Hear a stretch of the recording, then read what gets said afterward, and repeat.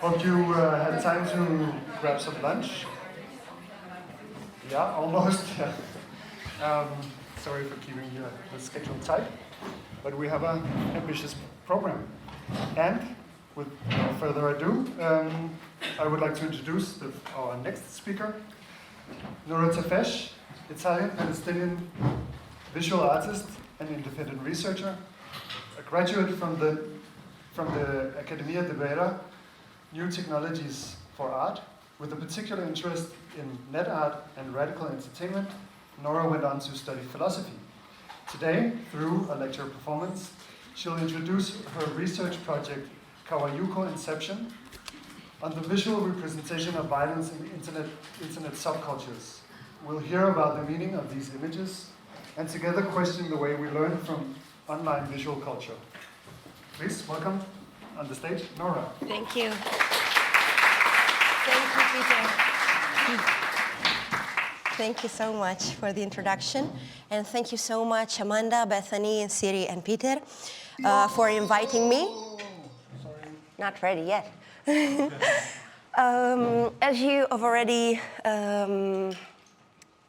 seen in this brief shot, all the images showed during this lecture performance, unfortunately, are encapsulated in a horrific cocoon. So it's my concern to advise the audience of a permanent trigger alert. Thank you very much for participating. If it would ever be one, I believe the internet will be the final place where the entire semantic infrastructure and the millenary human communication architecture will collapse. Think of one of the most wholesome posts you came across lately while scrolling the feeds on your favorite social media. Combine it with the ultimate shocking meme you stumbled upon while surfing the deep web or that you voluntarily search for during a lonely night of online boredom. And try to grasp the feeling you're experiencing in the moment you recall it.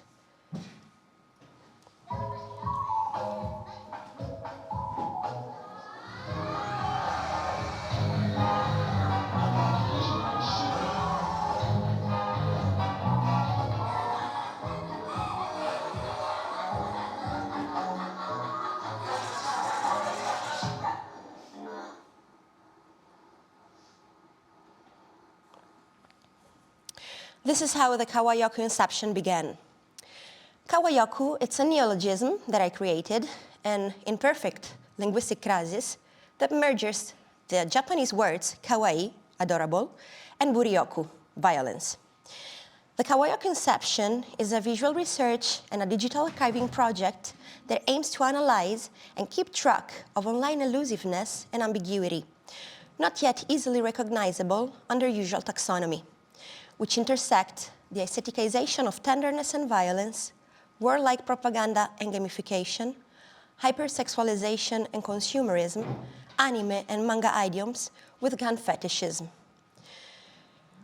It questions the way we are used to elaborate violence in the realm of visual perception and what are the political implications of such dissimulation and muddling mutation. All the pictures you will see sliding are part of a 33,000 files archive I've collected in the last 3 years. My project was born in 2020, and it has been quite an adventure to dive into the internet's nook and cranny and catalog, organize, in a visual map, all these images, to give that sense of direction so often lacking within the internet jungle. The research takes places within those digital environments globally renowned like Facebook, Reddit, Twitch, and ex-Twitter, and others dominated by a rampant youth like Instagram, Telegram, Discord, and TikTok. I started from one of the most visible aspects found on my social media feeds. Since the very beginning of my online life, I've been constantly awash by thousands of also memes, unboxing videos, compulsive purchasers, pink obsessed accounts, and myriad of unnecessary but incredibly adorable collectible fetishes that reward and decorate social anxieties. Kawaii embodies the culture of cuteness, a growing movement and a social phenomena that thrives on the exasperation of tenderness, vulnerability, and childlike features. It's a culture able to produce and influence an infinite number of trends, moods, fandoms, and a variety of different online subcultures addicted to the consumption and commodified fetishism. Kawaii is now embraced by billion-dollar industries and works as a digital identity activator, which it means can easily create a sense of belonging and self-representation within specific online communities that identify themselves under the ideology of a totalitarian state of cuteness regime.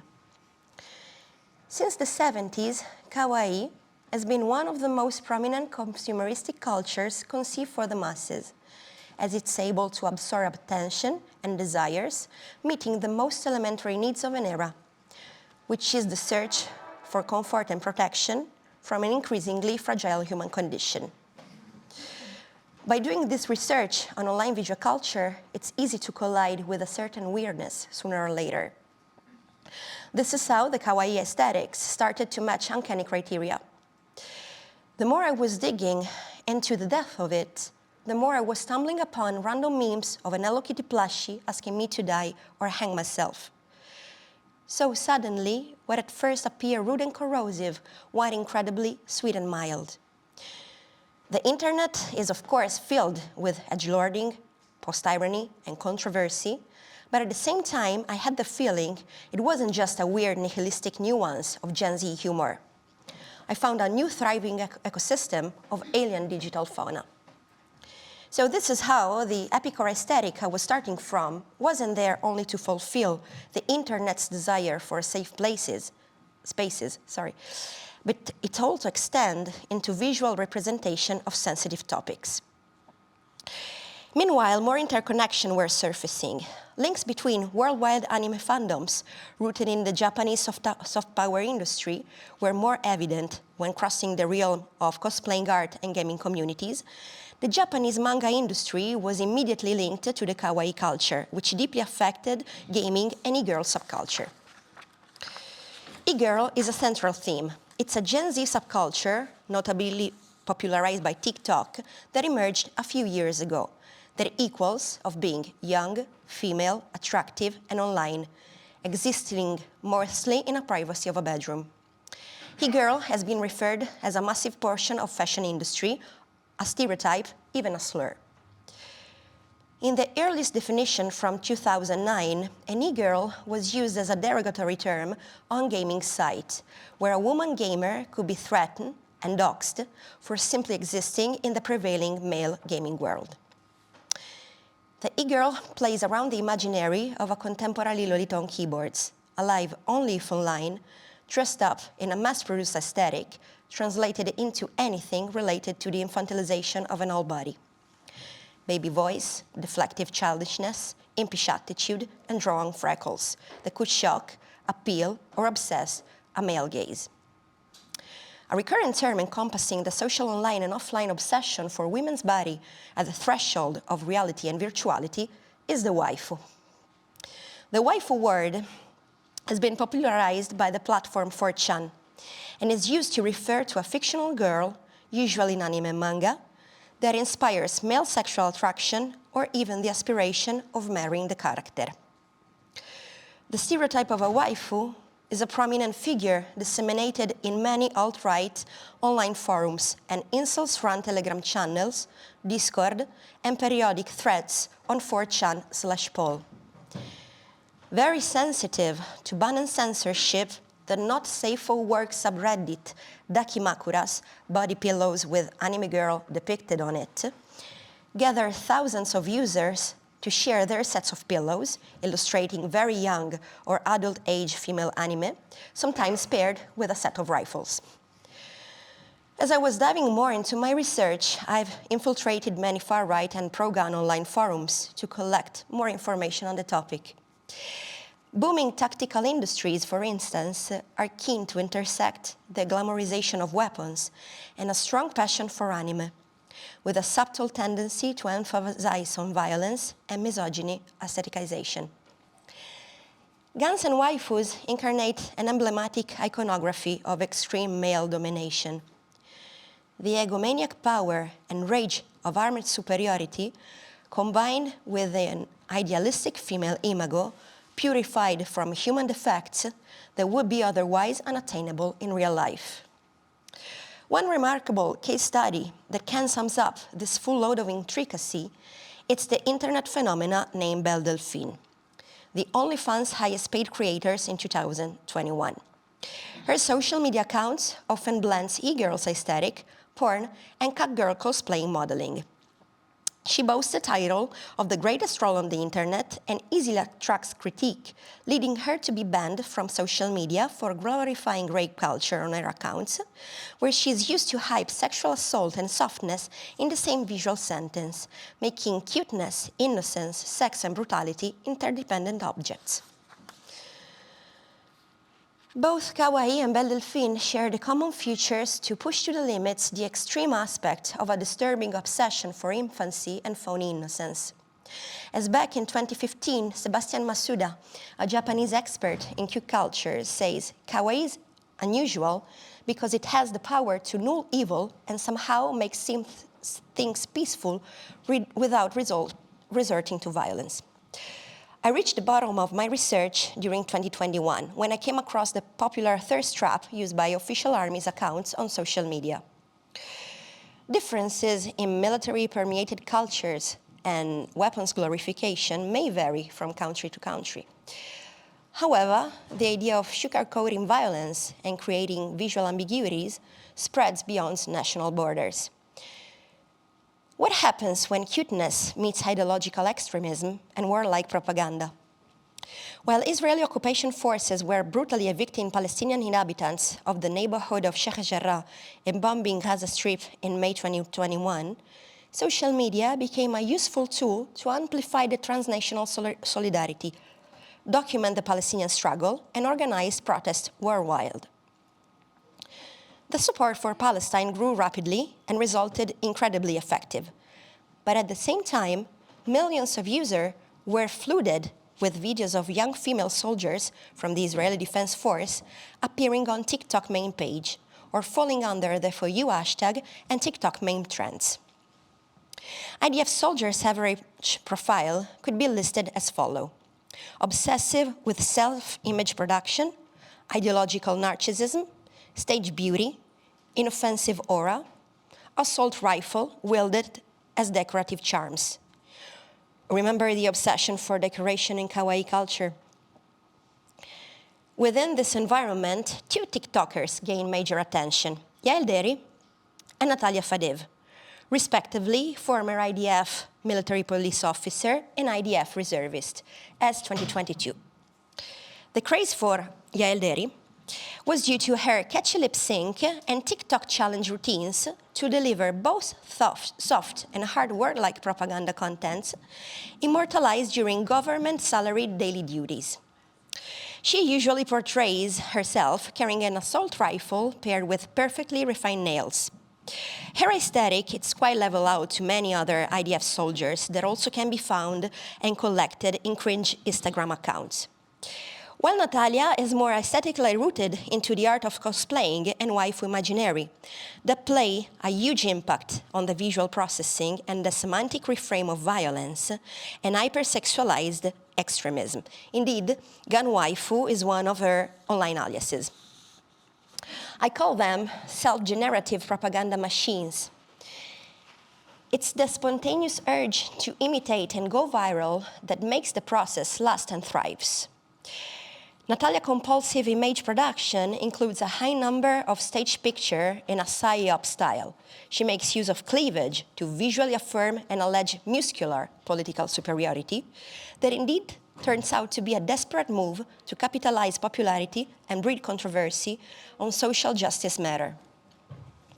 Mischievous attitude and goofy dance moves are now employed to affirm the right of defense and its honorable name with candor and beauty, while the state of apartheid that has always been denied with extreme effort in the past is now so smoothly deflated by the language of cuteness, which is disarmingly eloquent and so easy to understand. These connotations belong to the recent development of the so-called digital militarism, which is an intricate cultural process located in both online and offline practices of contemporary media strategies, which relies on spontaneous and performative attitude of soldiers' lives to normalize official armies' propaganda on social media platforms. In a nutshell, it's how the military entertainment complex rebrained itself during the digital age. The information and communication technologies are now turned into wartime arsenals. The internet and social media into digital battlefields. This cultural phenomena can be considered as a collective ritual of showcasing everyday army life, rehearsed on wartime sets to give daily performances in support of the state of violence for the sake of entertaining propaganda. Digital militarism encompasses a complex spectrum of social aspects. It favors the normalization of army presence on social media, pushing for unconventional recruiting strategies. It brings the military into the ordinary, which is sharing the everydayness of militarized projects. Social media are now retooled to brand and enhance propaganda matching the digital moment. Traditional language of military culture is replaced by young soldier embracing warlike contents translated into anything like dance choreographies, self-branding, to affirm their individuality as soldiers as never before.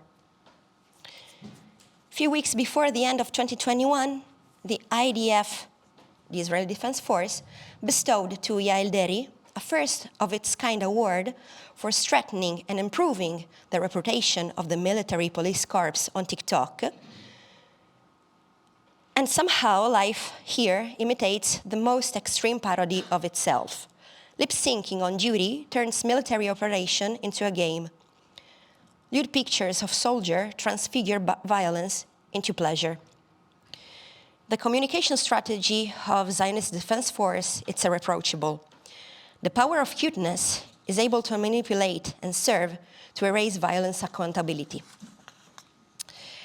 As mentioned in Digital Militarism, the namesake book by Adi Kunzman and Rebecca Stein, social media entertainment at the service of the army has become an extendable tool to rebrand political agendas on the altar of self-defense, territorial integrity and sovereignty, in hands of both governments and civilian users.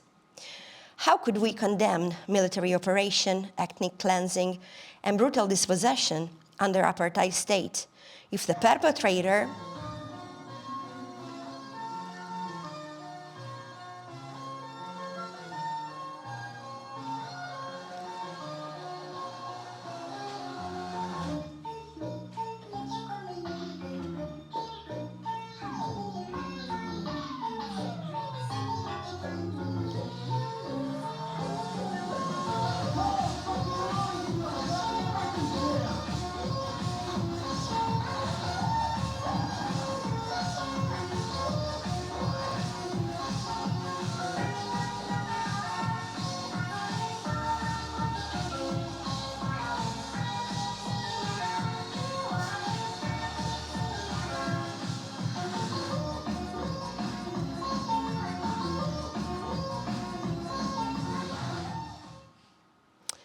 if the perpetrator is represented by proxy by the infantilization of its harmless, inoffensive, cute army. TikTok videos differ from any long-length documentaries on World War II or any of the thousands of YouTube wartime video footage. As we consume each of these short videos in our own private dimensions, we do atomize ourselves surrounded by random bits of violence that our perception can barely elaborate, since its original correspondence to the archetype of violence we were used to have been adulterated. Our speed of consumption is proportional to the pace of our own visual metabolism, which is proportional to the speed of each TikTok 30 seconds video. My goal is to analyze cuteness as a lens to an undermining reality and a source of feasible, strategic, and geopolitical power. The link between digital militarism online violence aestheticization, and the process of kawaiification of life is uneven, discontinuous, elusive, as it keeps evolving undercurrent. The kawayoku might simply pass as accidental weirdness, usual internet cringe, isolated cases in the hands of governments, armies, and a post-iron generation, or fleeting events without any larger consequences. But social media like TikTok count a daily engagement or 13 to 20 years old average users. Permanently overstimulated and yet unprovided to analyze such intricacy and nonsense hype. Possibly, we cannot conceive violence immune to aesthetical and political implication. The current process of online violence detonation can get easily misconception, like creating multiple interferences in reading and understanding the depth of historical facts, undermining human perception and existential needs, as for instance, gaining pleasure and satisfaction from misleading and indirect representation of violence. The kawayoku creates imbalances within a basic visual grammar. Its pleasure and cuteness that it's acting as a softener of public opinion and moral concerns on the matters of war crimes. It owns the power of influencing political awareness, collective behaviors, and personal moods. The consequences are not merely gripping on single user slash civilian imagination. They are able to be found on a whole generation decision-making ability, such as voting, participating in public debate, critically discerning, consciously pondering, such as boycotting or pursuing a career in the army, accept or decline digital platforms' propaganda-embedded terms of condition. And while quoting former US Army veteran and researcher David Noel, while people debate what's real and what's fake, the real psyop is the normalization of military recruitment through social media. E-girl army influencers undermine the reality and the history of the military while changing our conception of what it means to be a soldier. The ultimate question that has been an obsession ever since the beginning of my project: should we start reconsider what was once perceived as violence, now might be welcomed as desirable? Thank you.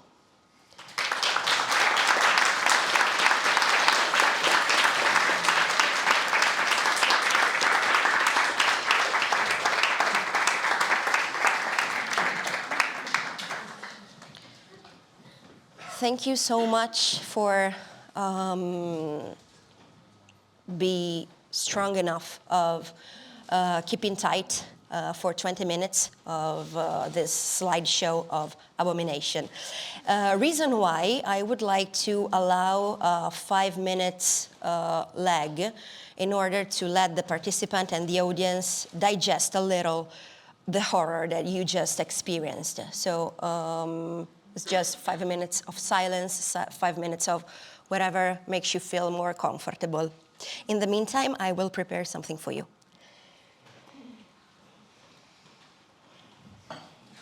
Okay, thank you so much again for your concentration and patience.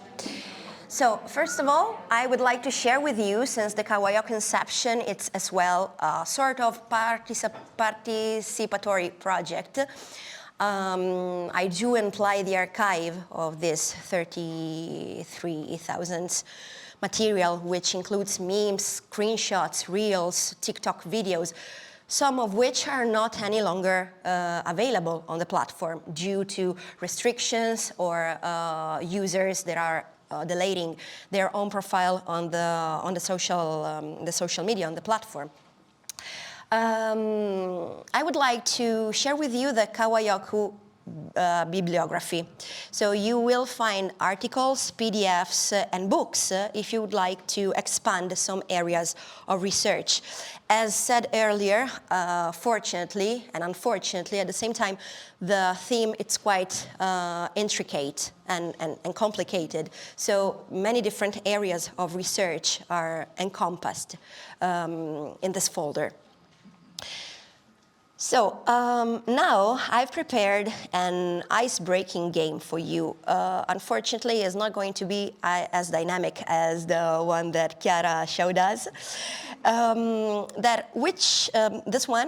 This game will involve your active participation. So, as said earlier from Siri, please do not be shy, but actually this is a nice breaking game, so hopefully you are feeling comfortable to respond freely.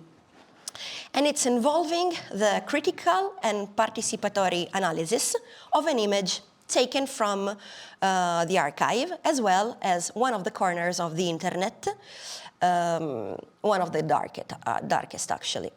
To give you a few directions, this game, it's a visual thinking strategy inspired game. Are you familiar with the VTS method? Some of you that might be into education or art institutions or museums. Basically, it's an inquiry-based method that deepens participants' ability to describe, analyze, and interpret imaginary and information through observing and discussing together visual art through a very simple process of construction and deconstruction of its meaning. And it's going to happen in 3 simple questions. The game try to leverage on collective imaginations. Therefore, one of the ground rules is to listen to other participants' answer in order to build and to construct a new meaning of this image. And it's meant to articulate more in depth and stimulate critical thinking. One quick note, a quick tangent. This VTS is a teaching method that is used to enhance learning in schools and museums and art institutions, but I do apply it not to paintings or Renaissance, aquaforte, how can I say it in English? Anyway, drawings, let's say so, but I do apply it to analyze screenshots and memes. So the ground rules, it's all of your input, work as a small piece which is going to be added to a larger mosaic, which is your contribution. And of course, there are no right or wrong answers. So the goal is to recontextualize and deconstruct the image to foster in-depth reading of ephemeral online material and try to understand its deeper meaning and even speculate on it through collective thinking and public debate. Okay, so I would like to ask you to, I would give you like a couple of minutes in silence to give a look at this image. Ready? Okay. The first question is really easy. And maybe it's not even that easy, actually. It depends on you. What is going on in this picture? It's nice that you're laughing. I think it's interesting to see the night table, at least for me. Because besides the obvious weapons and the big pillows, on the bed, like on the nightstand, it seems like it has like some iPod on the corner, so it seems like maybe it's a bit, I don't know, well, they're using still this technology that was released more than 10 years ago or something, which maybe could situate this image somewhere in time. And also, I don't know, but if it's, if the book in the shelf of the nightstand is a Bible below, like this red book, or what kind of book it is. That would be also interesting, like to know. But I think that this image, at least for me, it's like a collection of contradictions. Yeah. Thank you. Thank you.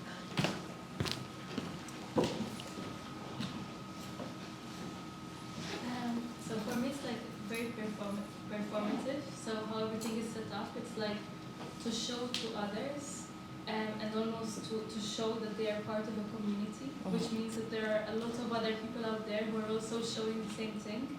And there's a lot of this idea of submission, of power, of being greater than everyone else. So that's very, very right also. Thank you.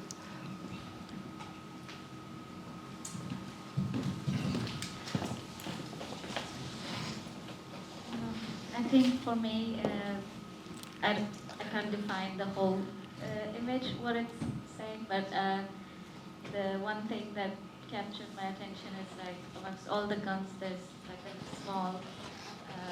small handgun that's pointing the other way, and then just the one big one. So I wonder if what it's signifying. Is it something about agency, or is it something about like, I don't know, some masochism in some way?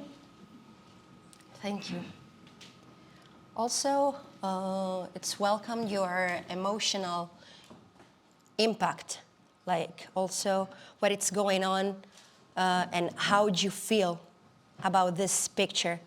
Because one of the first impressions has been like laughing because of you might be, sorry, of course, shocked, and the impact actually can affect our irony related on this kind of picture. So also emotional and insightful feelings can be included as well.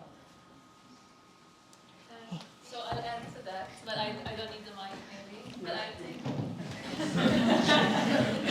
no, I was super impacted by this one. I was very shocked, and it took me a while to process it. But I think the main feeling I had was like also about children. I felt like there are a lot of kids, sort of, that not only are being maybe sort of affected through this manipulation, but also there's this perverse idea of what people can do to them physically. So it's like both a mental and physical attack on kids that is super, super disturbing. So, yeah.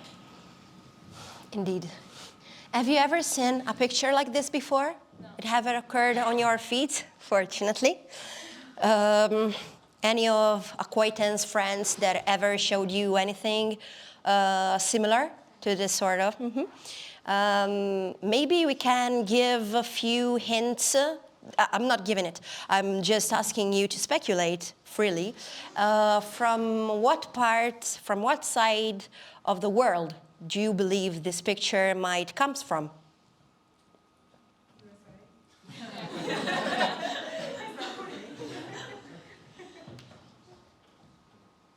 Else?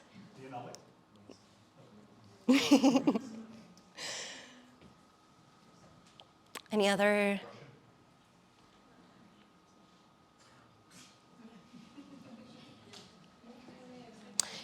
Just remind me later to pinpoint this detail that you just mentioned, Russia. Okay, that's good. It was really important to give you the time and space to, I would not say embrace, but rub against this sort of content, because fortunately it's not that easy to find it on your feeds. But unfortunately, at the same time, it's proliferating. So there are plenty of different digital environments where you can find this picture. Okay, not this one, but this style. So set of rifles and dakimakura, this super incredible kind of fetish that it's booming, definitely booming. Okay, second question. Who do you think can have created this image?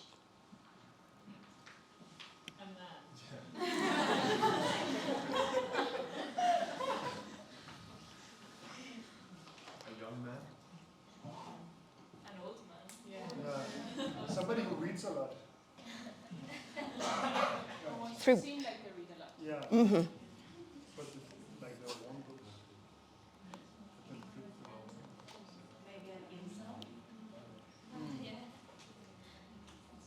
Can you all hear each other properly? Okay, that's good. Could we, for instance, locate this moment before or after an event, or just an average kind of picture that can be found in a daily routine of an insult, for instance? I mean, the image feels very like it's been set in a very intimate setting. I mean, it's a bed, there is a nightstand, it seems to be late at night. But also, like, it doesn't scream wealth. To me, at least. I don't know. I'm not sure it screams legal either.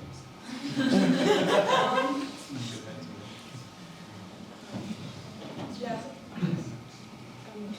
Thank you. I understood it that it could be prior. But I miss it's a little far.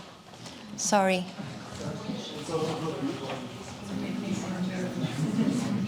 feel that it could be a picture prior mass shooting, kind of like a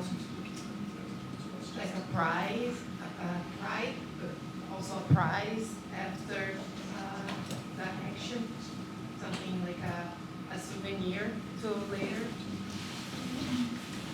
Thank you. I don't know, maybe I'm overreaching a bit. Is it? Maybe I'm just overreaching a bit, but could it have been created by an artist to communicate a particular context? Maybe it's like for an exhibition, I don't know. It feels very much like a demonstration of flowers, showing like everything that they, maybe not everything, but like a range of the things that they own. And I don't know, it feels very scary. It makes me feel very uncomfortable personally. The fact that they all like point out towards those winner pieces as well is very odd, as if, I don't know, like it's, yeah.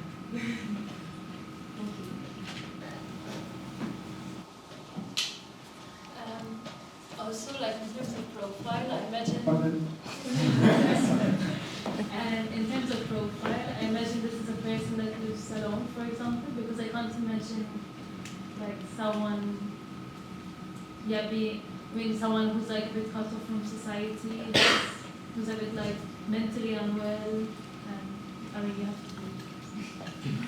Do you also believe that this picture, as said earlier from you, might be realized for sort of a social status affirmation, or maybe just for the self?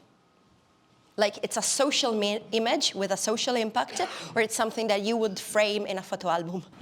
I think it kind of feels like a response in some way. They haven't just chosen to show like one weapon or two or one hero. They've chosen to show like everything they have. If they on some war see one hero, two weapons, it feels like it's a one-off.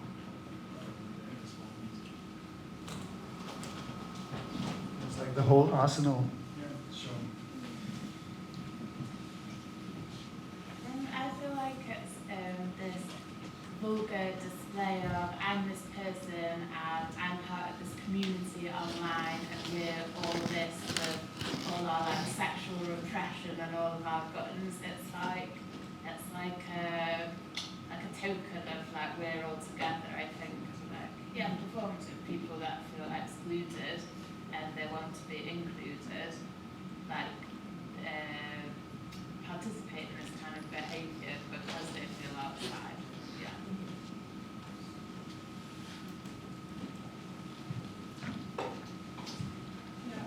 I also perceive it as a form of provocation, maybe as something that is put on the internet in order to express really radical ideology and to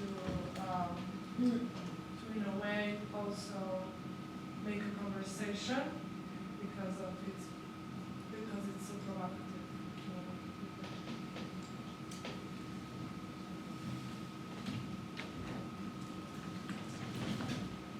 This image reminds me a little bit of like when police do like a big drug bust. They all pose with their and it kind of shows how successful they've been.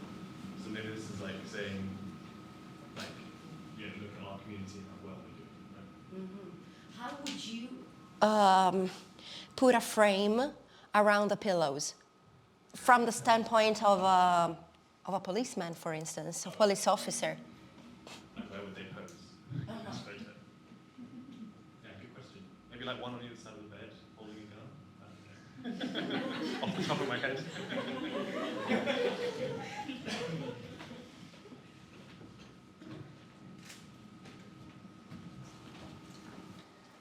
I just feel like there's such like, to me, such extreme loneliness in this picture. Like, because the pillows, I feel like they're also there as company, someone looking at you, someone that feels a little bit like company, like the adult version of a stuffed animal.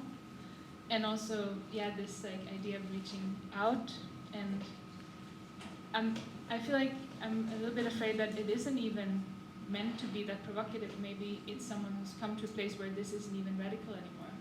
Where so like engulfed in a culture where, yeah, my friend had 6 guns, I have 7 or whatever, 8, and like how it's just become this circle, this spiral of becoming so far removed that we can sit here and think that it's extreme, but maybe to this person this isn't strange at all.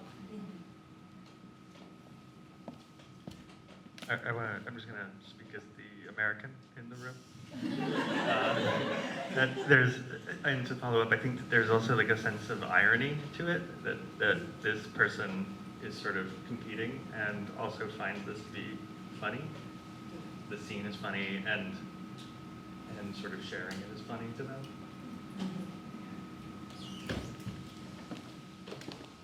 Thank you. Really insightful and detailed answer. Do you believe, is it relevant to learn or understand or know for sure if the weapons are real or fake in terms of representation? Do you believe does make any difference? Okay, wow, fantastic round. Third and last question. For what reason do you think this image circulates on the internet? Well, it might be part of the rest of the things that you showed us today. Part of the militaries that are dancing, part of these TikTok videos that we've seen, part of that movement. Yeah.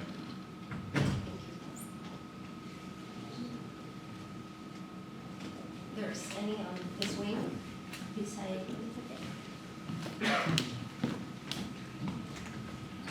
Also, like one reason why I can see this kind of stuff gains popularity is that it's extreme. So, for example, if I see a meme every day, it's like a good morning, Hello Kitty meme, I'm like, okay, I've seen this. But if something is so out of my thought process and I come across something really extreme, then it's like the dopamine kind of, like it's the next high every time, right? So if someone sees this, they're like, oh, this is crazy, let's share this, or something like that. So it's one-upping each other in like a very sort of a bubble community. That you could say, like, if I, for example, if I don't find this extremely repulsive instantly, then I'm like, okay, this is something new. So it gives me some sort of a thrill.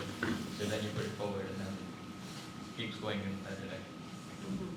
Do you feel like beyond irony, there are some sort of inside jokes kind of idiom? It's a private idiom, or is it something that anybody could understand? Do you believe it's culturally embedded into the Western literacy, or if it's something that can circulate and wherever it goes, in geographically speaking, anybody could understand it, since it's quite complicated to read it? I'm sorry.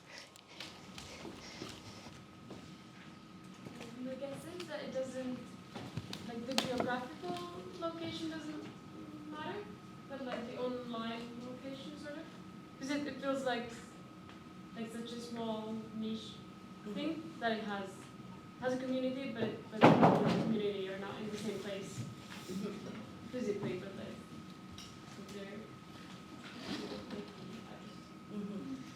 Thank you. Else? I think, I think that I would also agree that it belongs in a subculture in the internet, and I think like we've seen so far, like with extremism and all these like very, well, just radical ideologies, you can find really big bubbles within the internet that do not allow you to see anything else other than your own ideologies and your own beliefs, and will make you believe that the lifestyle that you carry and the kind of beliefs that you have are the correct ones, let's say, or you're the good person or the good side in this. And I do think like there is, because I have unfortunately bumped into these subcultures in some feeds or something like this, maybe in a more like ironic or critical way, like, oh, look at this, like how terrible is this and this kind of stuff. But anyways, just knowing that it exists and that it is like such a, it's not a small thing. It's a lot of people just carry on with their lives, and as soon as they get into those digital spaces, this is like a subculture that unravels and just like it's their life. This is like people's life is online. And I also wanted to comment like in terms of why did this go viral. Maybe I think there was a good point mentioned by someone before that this looks like some kind of evidence after some kind of tragedy, or maybe if it's linked to some kind of like radical act or something of the sort. I would say like that is also, or it seems to me like a possible thing why it went viral. Thank you. Thank you so much. Of course, there's no conclusions. It's just what I've just tried to show you now. It's that through 3 simple questions we can, and it's a really free and accessible methods to amplify and extend any sort of discussion related on online visual culture. Why I do put an accent on this method and this process, because it requires time. While we are scrolling or doom scrolling our social media feeds, actually sometimes it's really hard to grasp the deep meaning of an image. Sometimes we just swipe down and up, and unfortunately, these tiny bits of violence are able to enthrust in our own brain in order to build, although quite small bricks of a violence normalization. Reason why this kind of images are to be found here. So I want to share the source of this picture, which is Reddit. It's not Telegram, not Discord. It's not a platform that actually requires your mobile phone, but just a simple registration process through your Google account or an email. And one of the most amusing part and scaring and appalling, of course, is the comment section. Something that actually we haven't expanded today is how the audience and the users react to this sort of content. So this is it, basically. So the part of my speaking is over, and so I leave the floor to the Q&A if you have some. Thank you.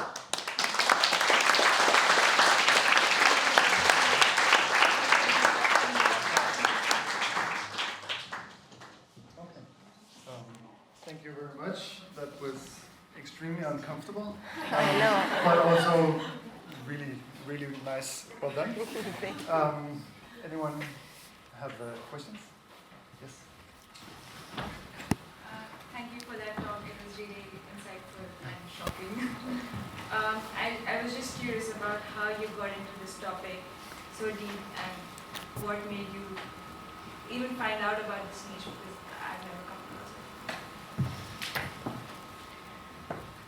Thank you so much for the question. It's something that I am asking to myself frequently. How?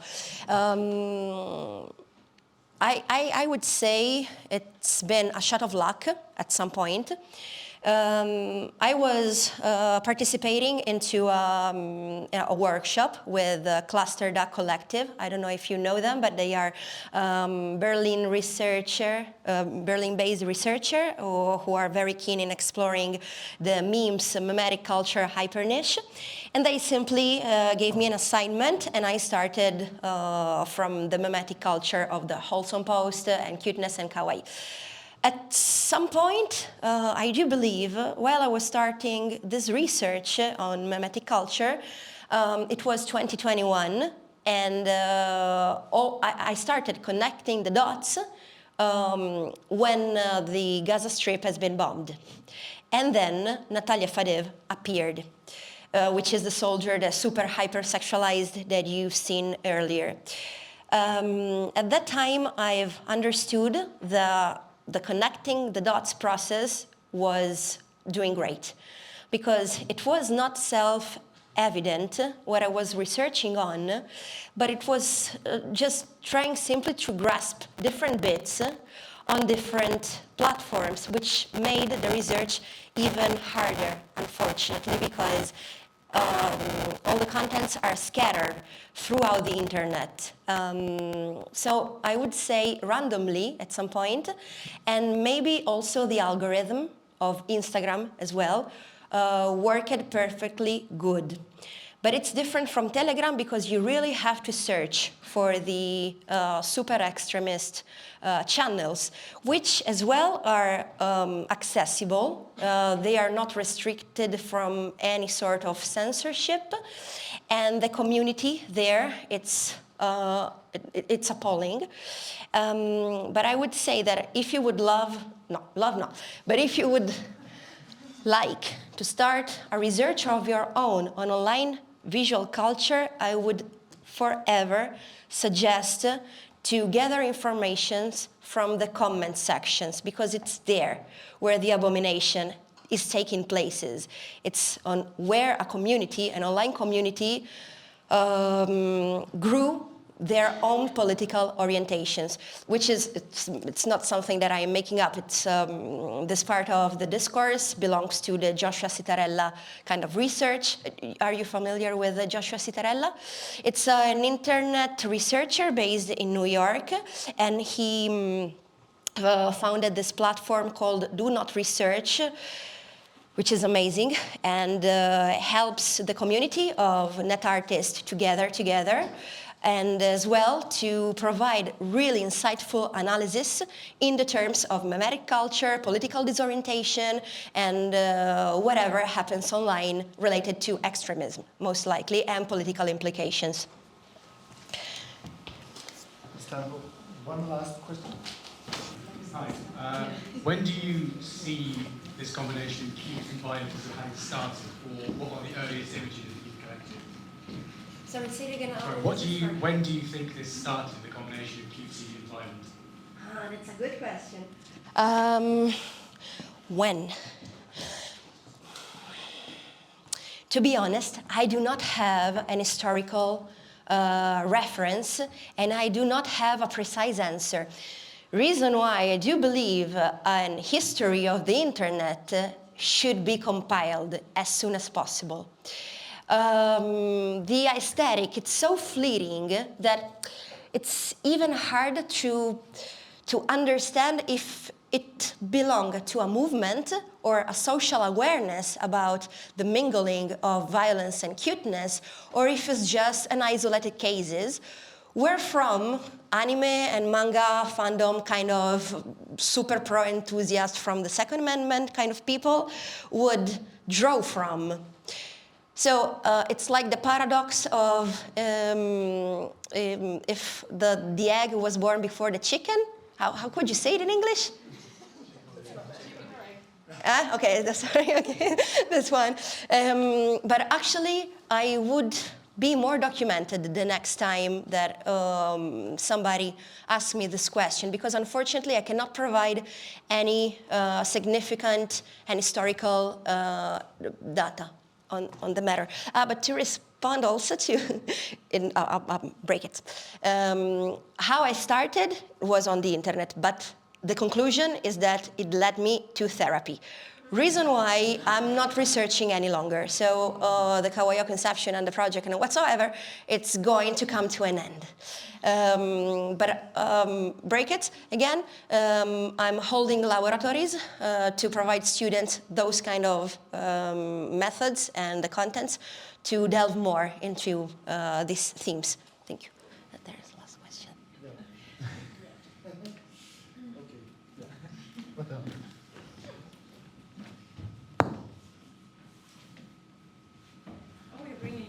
No, I was just, I had a quick reaction to the question, your question about the genealogy. What came into my mind was something like much before the internet. So so pin-up photographs and drawings from the Second World War. I remember these, American-clad pictures of women posing half-dressed with weapons. I've seen that, so that was a kind of connotation that I had. They are deeply connected. The imaginary, it's quite leveled out, and it's drawing inspiration. Also related to the Russia topics and the invasion of Ukraine, I wanted to just I'll give you a few details on the matter, that it's getting more visible how the Russian soldier, both Ukrainian and Russian soldiers are self-portraying themselves with both the army suits and the dakimakura embracing the pillows. And they are trying to make it circulate all over the internet to give a different kind of narration of how the invasion is taking place. Right. Okay. Okay, that will be the final word. But find Noura in the crowd afterwards if you have more questions. Thank you so much. Thank you, Noura.